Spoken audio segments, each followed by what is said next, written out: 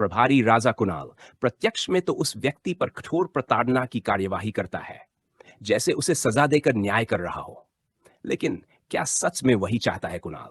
नहीं, अप्रत्यक्ष रूप से वह उसी व्यक्ति को कारागार से भगाने की योजना बना रहा है। कौन जाने उसके इरादों के पीछे कौन सी गहरी चाल छिपी है? क्या यह मात्र दिखावा है या कोई बड़ा षड्यंत्र? इधर शिवा चालाकी से उसी सामंत को भ्रमित करता है और कारागार से भगवा देता है।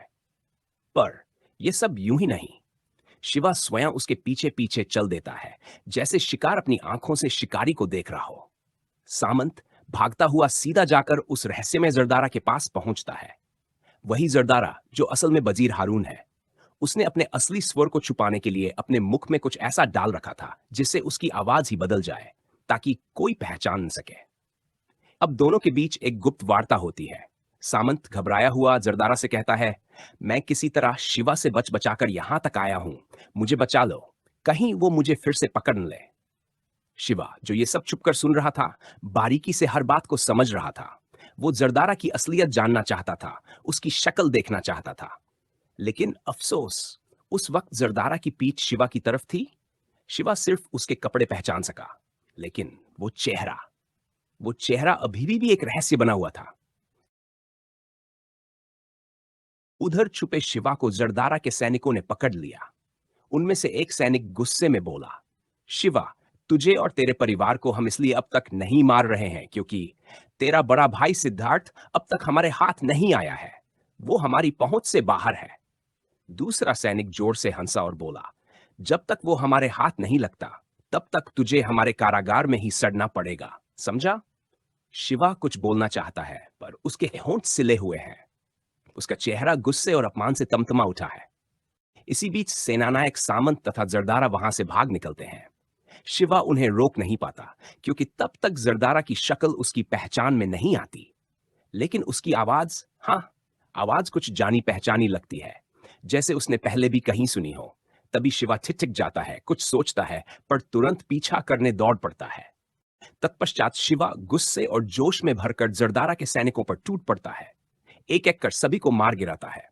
फिर वह पूरे जोर से जरदारा का पीछा करता है, लेकिन तभी कुछ अजीब होता है। रास्ते में उसे जरदारा दिखाई देता है, पर जैसे ही शिवा उसे पकड़ता है, धक्का लगता है। ये जरदारा नहीं है, शिवा चौंक कर कहता है। असल में चालाक जरदारा पहले ही अपने कपड़े उतारकर एक सैनिक को पहनाकर उसे ही जरदारा बना देता है और खुद चुपचाप वहां से निकल जाता है। शिवा के चेहरे पर क्रोध, भ्रम और हैरानी एक साथ दौड़ जाती है। नहीं, फिर से हाथ से फिसल गया वो। इधर जब शिवा जरदारा का पीछा करता हुआ वहां पहुंचता है, तो सामने जरदारा के कपड़े पहने एक सैनिक अचानक उस पर आक्रमण कर देता है।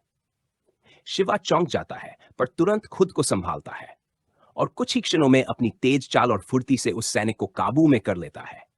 फिर बिना वक्त गंवाए उसे घसीटते हुए राजधानी ले आता है, ताकि सच सबके सामने आ सके। उधर दरबार में जब राजा शीलध्वज और राजगुरु कृतवर्मा कुणाल से जरदारा के संबंध में गंभीरता से चर्चा कर ही रहे थे, तभी अचानक शिवा वहां पहुंचा और जोर से बोला, महाराज, आज इस बात का राज खुल ही जाएगा कि जरदारा कौन है। इसी दौरान दरबार में एक सैनिक को लाया गया, जो जरदारा के भेष में था। उस सैनिक ने सभी की ओर देखते हुए ऊंची आवाज में कहा, जरदारा मैं हूं। इतना कहकर वो अचानक मुड़ा और पास खड़े एक सैनिक से तलवार छीन ली। दरबार में सन्नाटा छा गया। सब कुछ इतनी तेजी से हुआ कि कोई कुछ समझ ही नहीं पाया। अगले ही पल उस व्यक्ति ने तलवार से अपनी ही गर्दन काट ली। चारों ओर चीख पुकार मच गई। सब स्तब्ध रह गए। कुछ क्षणों की खामोशी के बाद दरबार में लोग धीरे धीरे कहने लगे, अब हमारे राज्य से जरदारा के आतंक का भय हमेशा के लिए समाप्त हो गया। उधर शिवा ने कृतवर्मा राजगुरु से अपनी गुप्त वार्ता में कहा, गुरुदेव कृतवर्मा, मेरे अपने विचार से यह जरदारा नहीं हो सकता, क्योंकि इसकी आवाज उस जरदारा की आवाज से बिल्कुल मेल नहीं खाती जिसे मैंने सेनानायक सामंत और जरदारा की वार्ता में सुना था। लेकिन फिलहाल हमारे पास और कोई रास्ता नहीं है। हमें जरदारा तक वही सेनानायक सामंत पहुंचा सकता है, जो उस दिन जरदारा से वार्ता करते करते मेरे हाथ से फिसल गया। उधर जरदारा भागता भागता शिवा से छुपता हुआ थका हारा अपने पुत्र प्रभारी कुणाल के पास आ पहुंचता है। उसे इस हाल में देख कुणाल घबरा गया और घबराई हुई आवाज में बोला, पिताश्री, आप इस हालत में, अब मैं आपको इस समय कहो छिपाऊं। शिवा तो आपके पीछे पड़ा है जैसे तूफान, कोई रास्ता नहीं सूझ रहा मुझे। उधर कुणाल सेनानायक सामंत और अपने पिता वजीर यानी जरदारा के बारे में गहरी सोच में डूबा था। तभी उसने एक योजना बनाई। उसने जरदारा बने अपने पिता को तो एक गुप्त स्थान में छिपा दिया, लेकिन सामंत के लिए एक भयानक रास्ता चुना। कुणाल ने सामंत को वहां भिजवाया जहां आदिवासी इलाकों में कुख्यात सरदार हरुआ राज करता था। लोग कहते थे जो उसकी सीमा में गया वो फिर कभी लौटकर नहीं आया, क्योंकि हरुआ अपने पालतू शेर से उन लोगों को मरवा देता था। कुणाल ने सामंत को हथकड़ियां पहनाकर उसी ओर रवाना कर दिया। जैसे ही सामंत सरदार हरुआ की सीमा में पहुंचा, पहाड़ी गुफा के द्वार पर तैनात आदिवासी सैनिकों ने उसे देखा और बिना समय गंवाए अंदर धकेल दिया। गुफा के भीतर कुछ दूर अंधेरे में चलते ही अचानक एक खुला मैदान आता है जो चारों ओर ऊंची ऊंची पहाड़ियों से घिरा हुआ था। ठीक वहीं सामने से सरदार हरुआ प्रकट हुआ। अगले ही क्षण उसकी आंखों में लालसा चमकी और उसने अपने शेर को इशारा किया। शेर दहाड़ता हुआ सामंत पर झपटा, लेकिन तभी हरुआ ने अचानक शेर को रोका। रुको, हरुआ ने गर्जना की, ये मरेगा नहीं, इसे मेरे पास रहने दो। और इस तरह सामंत मौत के मुंह से बच तो गया, लेकिन अब वह हरुआ की कैद में। एक दिन हरुआ सरदार शराब के नशे में चूर था। उस वक्त ना जाने उसे क्या सूझा, अचानक राजशाही कपड़े पहन लिए और उसी हालत में बिना कुछ सोचे समझे एक चिट्ठी लिख डाली। उसे जरा भी होश नहीं रहा कि वो क्या कर रहा है, और उस चिट्ठी को अपने गुप्तचर के हाथों राजा शीलध्वज तक भिजवा भी दिया। चिट्ठी में लिखा था, अगर अपने राज्य की रक्षा चाहते हो तो शिवा को निहत्था मेरे पास भेजो, तभी मैं तुम्हारे राज्य की रक्षा कर सकता हूं, वरना अगर इतनी ही भरोसा है अपनी शक्ति पर तो आओ, मुझसे युद्ध की चुनौती स्वीकार करो। मैंने ये क्या कर डाला, कैसी मूर्खता थी ये। अगली सुबह जब होश आता है तो हरुआ चौंक पड़ता। उसे कुछ भी याद नहीं कि उसने ये सब क्यों और कैसे किया। इधर हरुआ सरदार की चुनौती जैसे ही सामने आती है, शिवा तमतमाते हुए खड़ा हो जाता है और कहता है, मैं जाऊंगा, चाहे निहत्था ही क्यों न जाना पड़े। राजा शीलवत्स घबरा उठते हैं। शिवा, तुम समझते क्यों नहीं? हरुआ सरदार मजाक नहीं है, वह पालतू शेरों से लोगों को मरवा देता है। लेकिन शिवा एकटक राजा को देखता है और दृढ़ आवाज में कहता है, महाराज, अब समय डरने का नहीं है। अगर मैं पीछे हट गया तो बाकी सैनिकों का हौसला भी टूट जाएगा।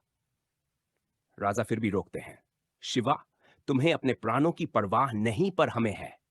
शिवा मुस्कुराता है, अगर मेरे प्राणों से राज्य की रक्षा होती है तो यह सौदा मुझे मंजूर है। और फिर वह बिना किसी हथियार के सीना ताने अकेला ही चल पड़ता है हरुआ सरदार के पास। उधर सरदार के पास पहुंचते ही शिवा को शेर की चुनौती दी जाती है, लेकिन तभी उसकी नजर वहां बंधे हुए सामंत पर पड़ती है। शिवा ने गुस्से में भरकर कहा, मैं इस शेर की चुनौती स्वीकार करता हूं, लेकिन मेरी शर्त है, मैं शेर से नहीं, इस सामंत को मांगने आया हूं। शिवा ने हरुआ सरदार की ओर देखा और गरजते हुए पूछा, क्या तुम ही हो जरदारा? क्या तुम ही इस सामंत को प्रताड़ित कर हमारे राज्य की जानकारी हासिल कर रहे हो? क्या तुम ही इसके जरिए सारे गलत कार्य करवा रहे हो? हरुआ सरदार एक पल के लिए चुप रहा, फिर गंभीर स्वर में बोला, नहीं शिवा, मैं जरदारा नहीं हूं, लेकिन मैं भी उसकी तलाश में हूं। और यदि ये व्यक्ति तुम्हारे किसी काम आ सकता है तो ले जाओ, लेकिन पहले उसे इस शेर से आजाद कराओ। शिवा ने एक पल बिना सोचे समझे शेर की ओर देखा। उसकी आंखों में न डर था न संदेह। फिर वह शेर पर टूट पड़ा और एक जबरदस्त संघर्ष के बाद शिवा ने शेर को मार गिराया। वहां सन्नाटा छा गया। हरुआ सरदार चौंक गया, सामंत अवाक रह गया और शिवा ने विजयी स्वर में कहा, अब यह सामंत मेरे साथ चलेगा। जरदारा तक पहुंचने का रास्ता अब खुल चुका है। फिर शिवा सामंत से गर्ज कर पूछता है, बताओ, जरदारा कौन है? कहां छिपा है वो, बोलो। लेकिन सामंत कांपने लगता है। उसकी आंखों में डर साफ छलकता है।